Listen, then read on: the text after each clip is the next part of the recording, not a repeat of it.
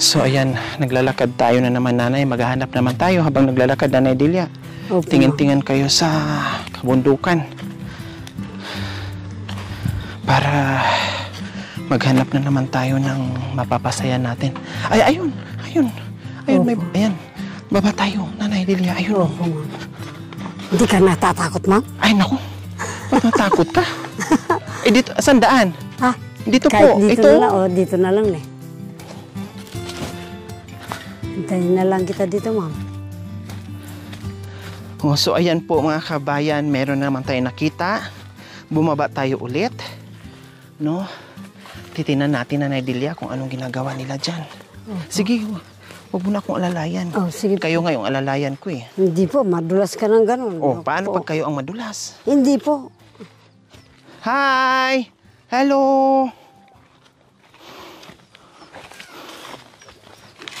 Ang ganda naman ng tinatambayan nila, nanay Delia. Dito po, ma'am, sa inapakan ko. Opo, madulas to pag ganito, delikado. Ang sarap naman dito, nanay Di. Opo. Ang lamig. Ang sarap tumambay dyan. Talagang malamig eh, marami po. Ay, may! Tingnan mo po yan. Ay, madam ko. May mga aso, nanay Di. Kunting kagat lang. Kunti lang. Huwag lakihan. Hello, anong ginagawa niyo? Ha? Ay, pwede pala ihawin yan? Akala ko kamuti lang. Or kamuting kahoy. Pwede pala, nanay Delia. Halip po kayo, tinan nyo. Pwede pong ihaw yung gabi. Nararanasan mo rin ba na yan, nanay Delia, mag-ihaw ng gabi? Wow. Ha? Opo, ma'am. Kaya lang hindi ako nakapag-ihaw nung naabutan rin ako. Pagka wala pong kaldero sa kabundukan, ganyan po yung yung gabi sa apoy. Pag walang kaldero, Opo. ganito ang gagawin. Opo. Iihawin. Pero nasunog na. Hindi po, maganda po pag matanggal yung ganyan mo ng sunog itak na yan. po. Maganda po yung pagkabalat. Tanggalin yung siyempre tanggalin yung tutong or yung nasunog na balat. Opo, puting-puti po siya. Wow, matagal maluto ano? Matagal po yan. Kasi mataba kumbaga. Hindi po gano'n sa kaldero yung kumulo yung Matagal tubig. yung pagkakulo po sa kaldero. Luto. Matagal ang pagluto pag sa kaldero. Hindi po ganyan po matagal. Mas matagal to dito. Opo. Pag sa kaldero, madali. Opo. Pero itong kamuti po, kuya, Ito po? ihaw nyo rin po yan? Opo. Opo. Ano po ba yan? Tanghalian? Merienda? Merienda po. Pero kumain naman na kayo ng kanin. Opo. Anong ulam nyo? Huli po siya ng manok na sa kabundukan. Ano bang tawag doon? May tawag doon eh. Labuyo po. Labuyo. Labuyo. Ano bang itsura ng labuyo? Patingin, meron pa bang sobra? Ano na lang po, karne na lang po. Karni Ha? na Na karne na? Anong luto? Ano lang, pakulo po sa Pakulo po tubig, sa tubig. asin, betsin. Ang lasa niya parang manok din. Opo. Pero iba rin sa lasa ng manok sa baba. Yung manok na native, iba siya. Opo. Pero ang laki niya, iba din. Opo, maliit lang po siya. Kasi si Kuya Roldan, naalala ko, ay nanguhuli din ng Labuyo. manok na labuyo na mahirap na po hulihin, kuya. Opo. Tama? Mahirap na po mahirap po. hulihin. Minsan Uli po, yung labuyo na yan. tawag doon po, silo. Yung ka ng tali. Ano mo sa kabundukan. Parang bitagin. Opo, para mabitag po siya. Grabe, no? Kailang, siyempre, kahit gano'ng kahirap, kailangan gawin para may ulam lang talaga. Para mayroon na. Kaso, yan dito po, mayroong mauulam. Kaso, yun nahanapin, siyempre, masarap yun. Iba sa karne ng baba. Kasi kaya kang bagay na nga uyo lang. Baba. Mas masarap Oo. yung karne ng labuyo. Kasi mataba siya. Hindi naman katulad na pinapakain na mga kung ano-ano. Opo, kasi ang kinakain nila yung dyan, pagkain ng kabundukan. Opo. Wow. Kumbaga healthy yung karne niya. Opo. So, ilang oras na kayo dyan sa pag-ihaw ng gabi? Ngayon lang po. Ngayon lang po Ang yun. dami kong napuntahan ng katutubong aitas sa iba't ibang kabundukan. Pero first time kong makakita na nag-iihaw ng gabi. Pwede pala. Pwede po. Ano lasa? Luto na ba yan? Matikman ko man lang? Hindi pa. Ay, hindi pa. Maya. Maya Maya-maya pa. Hindi ko nga po naipakita sa inyo. Wow. O, kumusta naman? Anong pangalan mo, ate? Marlene po. Nanay Marlene, ilang taon na kayo? Mga 46 na po. 46 na kayo. Ilan po ang anak? Apat po. 3 sila pong nasa amin po ngayon. O, nasaan yung isa? Nag-asawa na po. Meron ng asawa. Kayo po, kuya, anong pangalan niyo po? Rigo po. Rico. Balenton po. Wow, ang ganda ng pangalan. Rico Balintong? Balenton. Balinton. Ang ganda ng pangalan ni Kuya Rico. Ano po ang buhay-buhay natin dito, Kuya Rico, sa kabundukan? Ano po, Pag, kung hindi ka po hindi ka po ng puso, wala kang makakain. ano po, ng kalakal po, Ano ka po, mga puso. magtatrabaho po sa kabundukan. Tapos magtanim ng Magtanim ka ng saging. gabi. Ganyan po. Kung hindi ka matyaga, Kung hindi ka matyaga, Walang wala. Katulad niyan, kung hindi ka nagtanim, Opo. wala kang maiihaw na gabi. Opo. Talagang patay-patay ang trabaho dito, Kuya Rico, no? Nga po. Kailangan mo talagang talagang kailangan po magpagod, magpawis. para makakain yung mga bata. Tama, grabe talaga. Kaya nandito kami, umiikot tuloy-tuloy sa pag-iikot, no, akyat baba, pabalik-balik, para makita namin yung sitwasyon. Yung sitwasyon nyo dito sa Pero kabundukan. balik, Nakita nyo po yung ginagawa nila. Ayan po, oh. Kaya nyo rin po bang gawin yan? Opo, ma'am. Hindi mo lang ako naabutan na. Ay, nagaganyan din kayo minsan? Pag nagsawa rin po ako sa kardero, nagluluto ako ng kanin sa buo. Oo, sa buo nga po. Sila. Oh, Pag katulad yan, oh. Hilaw pa yan. Hilaw pa nga po. Balik pa banggo dyan. Tapos maya-maya, kunin mo na po. Ayan, oh. Hilaw pa, oh. Ang tagal pala maluto niya. Tagal po.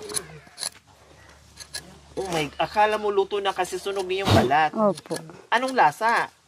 Masarap. Sarap po, malagkit po yan. Tapos, isaw-saw sa suka na, Sukal. asukal. Opo. Pwede doon sa suka na may lara. Pwede rin po. Wow. Kasi ang saging, natikman ko na. Inihaw na saging. Opo. Inihaw na kamuting kahoy, natikman ko na. Hindi ko pa natikman yan. At saka yung inihaw na kamuting baging, hindi ko pa natikman na inihaw. Uy, alam ka Kamuting kahoy lang, natikman ko. Manyaman? sarap po yung Hindi sa ako Kahit po yung iba-iba pong ano yan po, tapos kamuting kahoy yan, pwede pong ibuho. Oh, lutuin sa buho. Opo. Pwede siya. Parang kanin din po. Opo. Kung ano ko lang po na, alam ko pong may parating po, nag-ano po ako sa buho. Niluto yung sa buho yan. Opo. Mas masarap siguro ano. Opo. Tapos yung iba, pag nagluluto sa buho, nilalagyan nila ng daon ng saging. Opo. Yun din po gagawin yung Ate Marlene. Opo. Nilalagyan ng ng daon ng saging para daon ng- mabango at lalong sasarap siya. Tapos malambot po. Buti naman kuya, nandito kayo ngayon.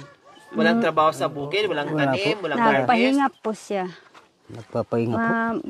Baka bukas akit na Aakyat na naman. Ano-ano po ang pananim niyo po doon sa kabundukan, kuya? mga ganyan po. Ganyan po. Kamuting kahoy, Sa- saging. saging. Saging, gabi, kamuting kahoy. Opo. Kamuting baging, meron din po. Opo. Wow. Malayo po ba? Layo pa pong lalakarin. Kabundukan. Dito lang po kami na kasi, gusto ng mga barangay dito sa malapit sa Umaakyat lang po kayo doon pag naglilinis o pag nag-harvest o nagtatanim. Opo. Tama yun, no? At least dito pa rin ang uwian nyo. At least kahit papaano, hindi masyadong malayo. Opo. No? Kaysa doon talaga sa tuktok o sa kabundukan.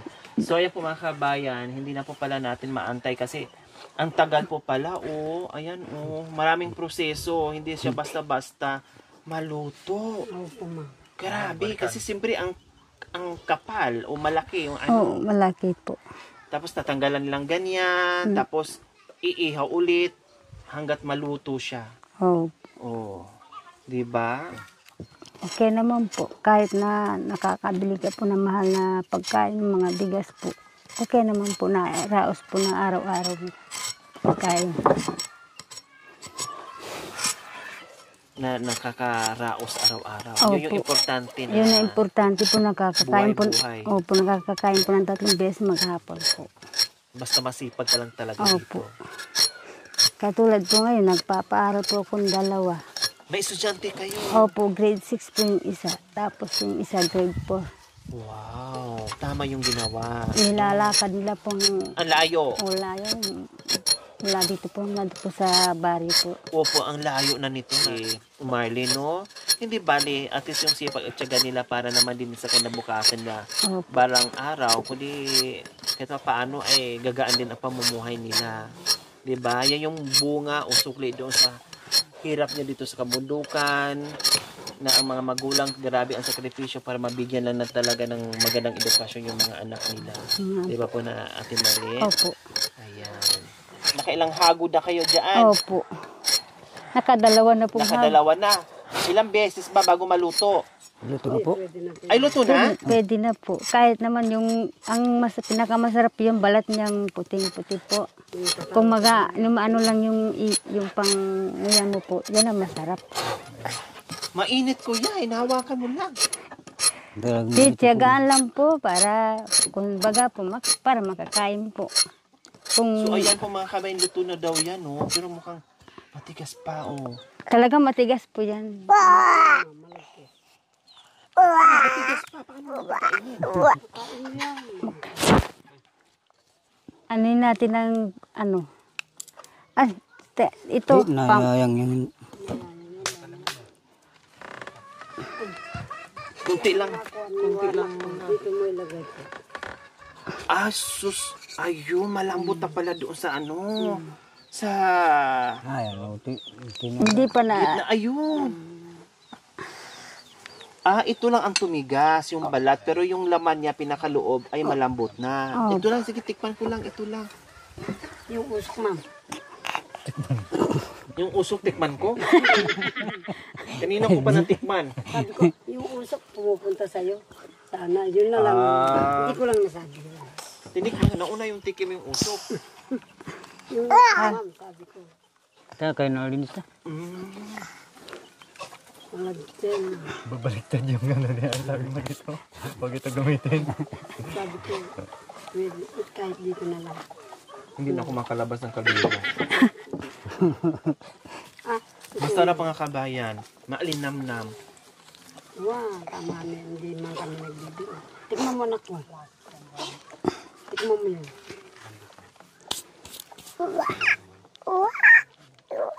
Ang kapal pala ng balat ng mga kabayan. Matigas na matigas siya. Kasi sunog po eh. Luto na siya. nung isang araw po nagluto po ako ng ganyan kaso mga anak ko po ayaw nila. Ayaw nila? Ayaw po nila. Anong gusto po nilang luto? Nasanay po Gusto sa nila po yung pagkain ng... kanin. Kanin din. Nasanay po sila ng ganyan. Mahirap kasi maganito. No. Opo. May asin na nga po sa kabetsin ginawa nila. Nilagyan ng Ang sarap. Nilagyan Opo. ng asukal. Masarap pala sa asukal or asin or suka. Bahala na kung ano yung gusto yung panlasa. Masarap, in fairness, masarap sa mga kabayan. At least nakatikim din ako. Buti na lang Nanay Delia, bumaba tayo. Usok lang pala tandaan natin. May bahay pala dito, may nakatira pala dito. Nakatikim pa tayo ng gabing inihaw na gabi. Uwapin. Hindi mo pinatikim sa akin, sila ang nagpatikim sa akin. Uwapin eh, sorry. Kaya ngayon, kakainin Huwag mo. mo kainin yung balat. Hindi po, yun ang masarap ma. Na ito ba kinakain? Oo, yan po masarap. Susuko. Kung masarap ang balat, dapat kanina pala yung itim-itim pa lang, kinain na natin. Alis mo yun ang yun. Alisin muna yung... Ganyan pala. Opo. Hindi ako nagbibiro. Yung pong masarap sa... Mga Kabunduan ng kapampangan pagkain. po. Ganyan, pag nag-iihaw ako, yan ang si ating gusto natin gusto namin kasi gusto niya bago Ito ka pala tama, no? Mas malasa, maalinan lang, no? Para siyang balat din ng kamuting kahoy, no? kain. Lalo na kung igagata mo yan, ma'am. Masarap nga siya. Lalo na kung igagata mo yan, ma'am. Tungo po Hindi mo sa siguro napapansin dyan sa bayan din, ma'am. Nakatanim yan sa mga, nila, sabi ng poso. oo. Yun. O, ayan mga kabayan, nakatikim tayo sa lakad-lakad natin, sa pasyal natin sa kabundukan, no? Iba't ibang klaseng madadat na natin, may nagsasaing, may kumakain, na walang ulam, may nag-iihaw, may nagluluto, may naglalaga, may natutulog, may nagugulat, lahat-lahat ng mga kabayan. Ngayon naman, nakakaiba naman, ibang experience na naman itong mga kabayan ay nag-ihaw ng pangmerienda, gabi. para pang merienda nila. Okay, sige. Salamat po. Oh, dagdagan ko pa. Pambili ng ulam, bigas. Salamat din po, ma'am.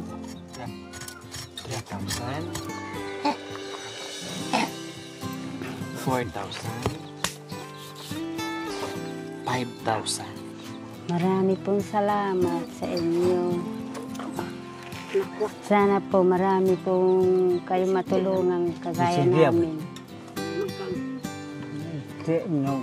Kalabay saya Hindi ko akalain po na papahinga po kami ng kaninang tanghali. May darating po na magdadala po ng biyaya para sa amin may hirap. Ayan, walang ano man ate. Ito po hindi po mapupulot ko sa andaan po. Paghihirapan po. Tama po kayo. Buti may kayo po ang hulog na langit po. Parang hulog na langit po nagbigay sa amin na konting biyaya po para mairaos namin ang pang-araw-araw namin pagkain. Walang ano man po ate Maylin. Tama yung sinabi natin Maylin. Sana igabayan kayo ng buong may kapal. Saan kayo mapupunta na mamaya pagbaba niyo po. Sana gabayan kayo ng buong may kapal po. Salamat. Gan din sa inyo, sa araw-araw nyong pagsisipag dito sa kabundukan na hindi kayo mabigyan ng sakit, no? Bigyan kayo ng pang-araw-araw na lakas ng katawan para magawa nyo kung ano mang gagawin nyo dito sa kabundukan. Ate Maylin. Salamat po. Tama yung sinabi niya kanina, no? Itong pera na hawak niya na 5,000, hindi basta-basta o hindi basta-bastang pinupulot lang dyan. No, kailangan paghirapan mo ng ilang araw, ilang linggo, ilang buwan bago ka makahawak ng buong 5,000. Kasi sila, syempre, may pita sila, binta ka agad, makahawak ng pera, bili ka agad ng pagkain. Hindi nagtatagal sa bulsa nila, no? Wala silang malaking pera, kundi kung ano lang yung ma-harvest nila, binta ka agad, bili na naman ng pagkain, kinabukasan, maghahanap naman ng paraan para magkapera. Hindi tulad nito na talagang pang-isahan o mahahawakan nilang buo na ganyan. Kaya tama yung sinabi Ate Maylin kanina na hindi basta-basta mahahawakan o pinupulot yung perang ganito kalaki. Kaya ayan. Kaya Yan po yung pinakadabis po na biyaya ng Lord sa atin po. Salamat po sa biyaya. Eh, paano? Ako malakas na naghanap buhay. Siyempre, ikaw ang haligi ng tahanan. opo, si Kuya ang haligi ng tahanan. Hindi ka napapagod sa kahanap buhay, Kuya? Hindi po. Hindi? Kayang-kaya? Opo. Walang choice, Kuya, no? Opo. Walang ibang paraan. Kung mapapagod ka, paano yung mga bata? Hindi na makakain. Hindi na makakain. Mas lalong nakakapagod, Kuya. Pag walang ginagawa, ano? Opo. Ayan. Okay, so meron naman tayo nadaknan at napasaya ngayon. Parang hindi ninyo na malapag-lapag yung takip ng kaldero, Mrs. Secretariat. Nagutom kayo? Sige, bitbitin nyo na. Hindi, tapos na. Bitbitin mo na yan, ate. Kainin mo na, ate. Lalakad tayo. Oh, pinaka. Pang-energy yan. Pati yung takip. Sa'yo na yan yung takip. Iuwi mo na. Maraming salamat po muli na meron naman po tayo napasaya sa hapong ito. From Barba Family, maraming salamat po sa ginito ang puso. Nawa ipagpalain po tayo ng Panginoong Diyos araw-araw. Nawa ibigyan po tayo ng kalakasan ng katawan sa araw-araw. Nawa ibigyan po tayo ng mahabang buhay. Pag sa ganoon, marami pa tayong mapasaya na tulad nila. Sa mga kabayan, huwag niyo po kalimutan, pakishare, subscribe sa aking YouTube channel, Lori Aquino Talita. Maraming salamat po, God bless us all.